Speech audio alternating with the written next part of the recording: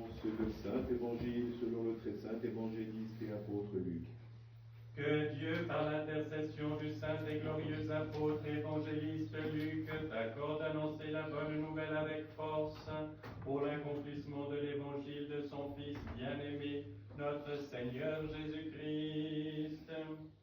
Sagesse, tenons-nous droit, écoutons le saint évangile, paix à tous. Et à ton esprit. Lecture du saint évangile selon saint Luc. Gloire à toi, Seigneur, gloire à toi. Soyons attentifs. En ce temps-là, Jésus étant ressuscité des morts, se tint au milieu de ses disciples et leur dit : La paix soit avec vous. Saisis de stupeur et d'effroi, ils s'imaginèrent voir un esprit, mais il leur dit : Pourquoi tout ce trouble et pourquoi ces incertitudes en vos cœurs ? Voyez mes mains et mes pieds, c'est bien moi. Touchez-moi et regardez, un esprit n'a ni chair ni os. Comme vous voyez, j'en ai. Et ce disant, il leur montra ses mains et ses pieds. Mais comme dans leur joie, ils ne croyaient pas encore et s'étonnaient, il leur dit : Avez-vous ici quelque chose à manger ? Et ils lui présentèrent un morceau de poisson grillé et un rayon de miel qu'il prit et mangea devant eux. Puis il leur dit : C'est là ce que je vous disais lorsque j'étais encore avec vous. Il fallait que s'accomplît tout ce qui est écrit de moi dans la loi de Moïse, dans les prophètes et les psaumes. Alors il leur ouvrit l'esprit pour leur faire comprendre les Écritures, et il leur dit : Ainsi est-il écrit, et ainsi fallait-il que le Christ souffrit, qu'il ressuscitât des morts, et qu'à toutes les nations, à commencer par Jérusalem, fussent prêchés en son nom la repentance et la rémission des péchés. De cela vous êtes témoins, et moi je vais envoyer sur vous ce que mon Père a promis. Vous autres, demeurez dans la ville, jusqu'à ce que vous soyez revêtus de la force d'en haut. Puis il les conduisit vers Béthanie, et levant les mains, il les bénit. Or, tandis qu'il les bénissait, il se sépara d'eux et fut enlevé au ciel. Quant à eux, s'étant prosternés devant lui, ils revinrent à Jérusalem en grande joie, et ils étaient constamment dans le temple, louant et bénissant Dieu. Amen. Gloire à toi, Seigneur, gloire à toi. Et à toi qui annoncez le saint évangile.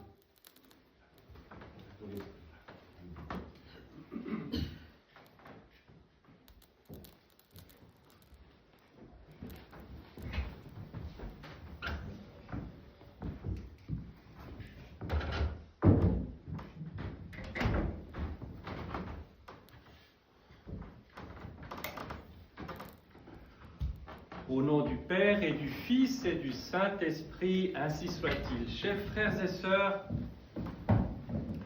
en ce jour de l'Ascension, notre cœur déborde de joie. Nous avons pris congé liturgiquement de la fête de Pâques hier, mais pour autant, comme nous venons de l'entendre, relativement au cœur des apôtres, et bien de même façon, nous aussi, nous sommes dans la joie et nous sommes dans le temple. Rendons gloire à Dieu pour tout. Et qu'est-ce qui, au fond, fait que notre cœur est dans la joie ? Nous pourrions peut-être nous dire, le Seigneur nous abandonne. Il retourne dans le divin conseil de la Trinité et nous abandonne. Mais nous avons vu que durant ces 40 jours du temps pascal, le Seigneur a enseigné ses disciples les a préparés à cette mission qui va être la leur et à travers eux la nôtre aussi. Et il leur a promis qu'il serait toujours avec eux. Et nous pouvons le dire, oui Seigneur, je sais que tu es tous les jours, à chaque instant, présent dans ma vie, je le sais parce que je l'ai expérimenté. Le Saint-Esprit est là, qui veille sur nous et qui nous fait nous ressouvenir de tout ce que le Seigneur a fait pour nous.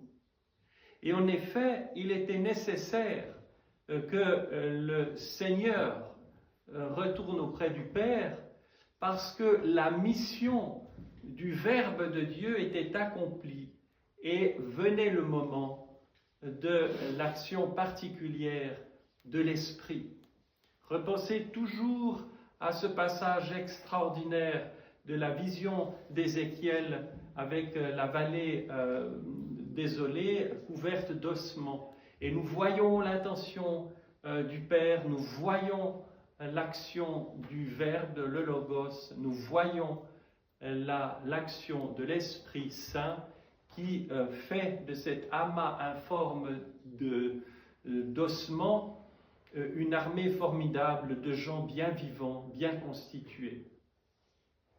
Nous ne pouvons jamais séparer l'action du Père et celui du Fils, c'est-à-dire du Verbe, le Logos, et du Saint-Esprit. Trinité sainte et indivisible, confessons-nous tant de fois dans les offices.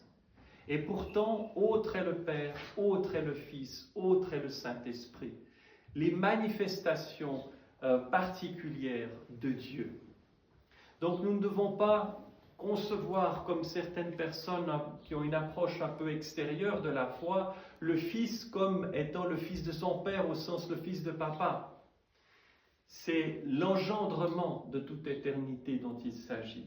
Mais cela est un autre sujet. Le Seigneur ne nous abandonne pas et il nous donne quelque chose, il nous révèle quelque chose d'absolument extraordinaire. C'est qu'en retournant auprès du Père, il reste Dieu incarné, Dieu fait chair. Et donc, cette nature humaine qu'il a assumée, il la conserve et l'amène avec lui jusque dans l'intimité du conseil de la Trinité. Il y a donc une situation au moment de l'ascension plus belle, plus grande, plus extraordinaire qu'au moment de la création de l'homme. Maintenant, l'homme, cette créature, par participation, est uni intimement à Dieu dans le mystère de l'incarnation. Et au moment de l'ascension, l'œuvre du Logos, du Verbe, est accomplie. Et cet accomplissement, c'est que notre nature humaine est assise à la droite de Dieu. Voilà pourquoi les apôtres étaient dans la joie. Parce que lorsque nous vivons en Dieu, Dieu est au plus profond de notre cœur et est comme un feu dévorant, un feu extraordinaire qui nous réchauffe, qui nous illumine, qui nous fait voir les choses de ce monde ou du ciel avec les yeux de Dieu, entendre avec les oreilles de Dieu. Et lorsque nous sommes habités véritablement par Dieu, nos paroles, elles aussi, deviennent un véhicule de la parole de Dieu, c'est-à-dire des paroles de bénédiction. C'est la dignité ultime de l'être humain. Nous voyons que le message ordinaire de la vie humaine sur cette terre, dans notre société, c'est d'être en bonne santé, c'est de bien gagner sa vie pour pouvoir élever ses enfants sans trop d'inquiétude, etc. De profiter de la vie comme on entend souvent dire, c'est de visiter, faire des vacances extraordinaires, etc. Toutes ces choses en soi sont bonnes. Nous devons vivre avec reconnaissance ce que Dieu donne, mais tout doit avoir un sens et une finalité. Si toutes ces choses bonnes deviennent la finalité, eh bien nous sommes dans l'erreur et toutes ces choses-là finissent par s'évanouir. La bonne santé, elle va s'évanouir, on va devenir vieux si Dieu nous prête vie jusque-là, nous allons perdre nos facultés. Que restera-t-il? La bonne fortune, cela vient, cela part, cela peut nous être enlevé comme une chiquenaude. Tout cela, nous pouvons le perdre en rien de temps. Et que restera-t-il? De vieilles personnes aigries en voulant au monde entier, ou plutôt des personnes rayonnantes, malgré les souffrances, malgré les difficultés et les revers de fortune. Repensez à Job. Job avait tout et il a tout perdu. Dieu a permis qu'il perde tout, sauf la vie. Pourquoi? Pour que, comme dans ce que nous avons entendu de la guérison de l'aveugle-né, eh bien, soit manifestée la gloire de Dieu. Parce que ça a dégagé chez Job, comme cela doit dégager dans nos propres personnes, l'essentiel, ce qui est éternel. Nous voyons que autour de nous, les difficultés, les souffrances, nous les expérimentons dans notre chair, ô combien douloureusement parfois. Eh bien, si c'est ça le but de l'existence, eh bien, c'est bien pauvre. Et cela manque peut-être presque d'ambition, parce que Dieu nous appelle à tellement mieux. Et c'est ce que nous manifestons et ce dont nous pouvons témoigner à l'Ascension. Nous sommes assis à la droite de Dieu. Nous pouvons embrasser l'univers tout entier avec les yeux de Dieu. Et c'est ce que nous voyons à travers le témoignage réel, vécu des saints. Ce ne sont pas des fantasmagories. Ceux qui ont rencontré des saints ont été témoins des miracles que Dieu a accomplis à travers eux, ont été témoins de cette capacité de lire dans le cœur. Ce n'est pas de la divination, c'est juste que le Seigneur montre certaines choses. Les démons peuvent révéler partiellement et de manière déformée les choses et illusionner ceux qui consultent les cartomanciennes et autres.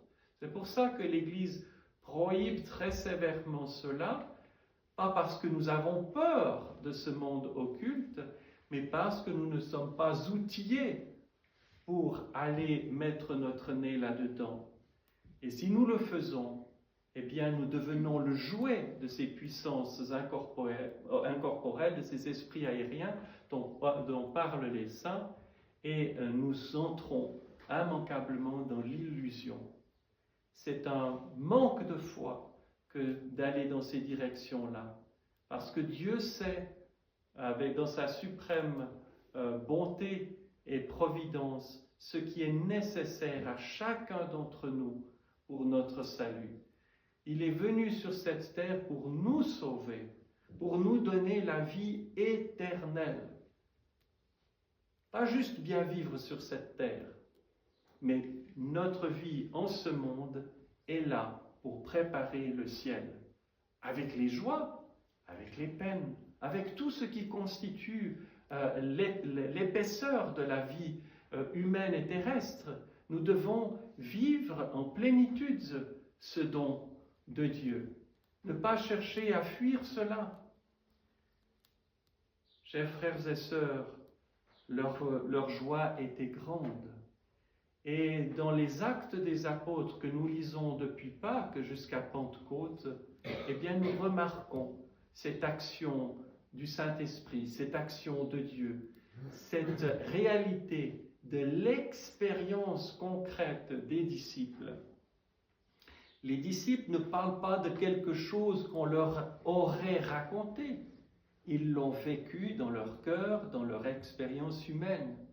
Et les chrétiens ne parlent pas de quelque chose qu'on leur a raconté, ils ont rencontré le Dieu vivant.